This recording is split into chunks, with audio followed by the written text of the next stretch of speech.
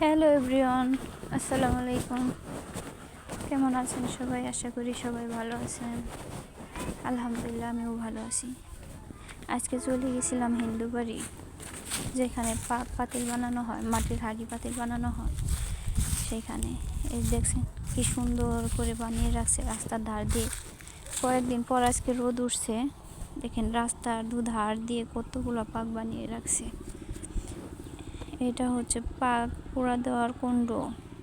এই যে এইগুলা খড়ি অনেক দূর থেকে তারা নিয়ে এসে তারপরে শুকিয়ে এখানে আর কি হাঁড়ি পাতিলগুলো শুকানোর পর, রং করার পর তারপরে এখানে পুড়ে। এ দেখেন কতগুলো পুড়ে রাখছে।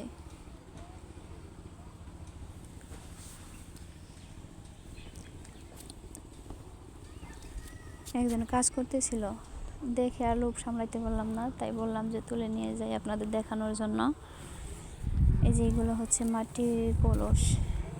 এগুলাতে না গরমের মধ্যে পানি রাখলে অনেক শীতল ঠান্ডা হয়ে থাকে। এগুলা হচ্ছে খরা, এগুলো পুরোপুরি তৈরি হয় না, অর্ধেক হয়েছে। এগুলা হচ্ছে মনে হয় মাছ ধোয়ার চারি, এগুলাতে মাছ ধোয়। উনি রোদ্রে বসে বসে এগুলাতে রং করতেছে।